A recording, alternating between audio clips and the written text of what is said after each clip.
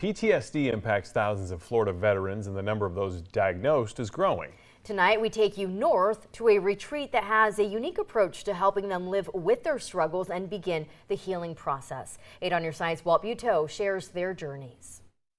When troops become veterans, their structure is gone, but the scars remain. Veterans come here to Melrose, Florida, to heal wounds you don't see. And they get to dark places sometimes. Some served as far back as Vietnam, half a century ago, when they were not always welcomed home. These boys committed their life to their country, and to come home and get spit on, heart-wrenching. Welcome to Soldiers' Freedom Outdoors, where life's as simple as a horseback ride and wetting a hook on this pond. No louder than a rooster's wake-up call or a day in the blacksmith shop. It's the opposite of war. Absolutely, 100%.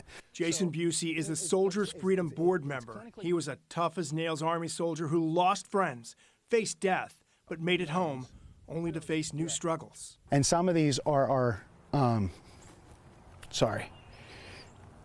sometimes it's life-changing, right? The camp changed his life, reluctantly. That's it. I don't need your doggone retreat. I don't need it. He tells me the free-of-charge, non-profit camp showed him what it's taught hundreds of others battling PTSD. It's not something that can't be fixed. You just need to learn what the triggers are and cope with it. And he says veterans are more likely to share their problems with other veterans whose stories can be jaw-dropping. He had his weapon in his hand, and he was going to take his own life. Then his little boy came in the room, knocked on the door, and said, "Dad, you were going to take me to the zoo today." Army Ranger John Jackson put down the gun and took his son to the zoo. Then took himself here, where he discovered motivation to open his own retreat in Georgia. It made him such an open individual to his own plight that he knows that he can help others. Results are difficult to imagine at the start of the 4-day camp.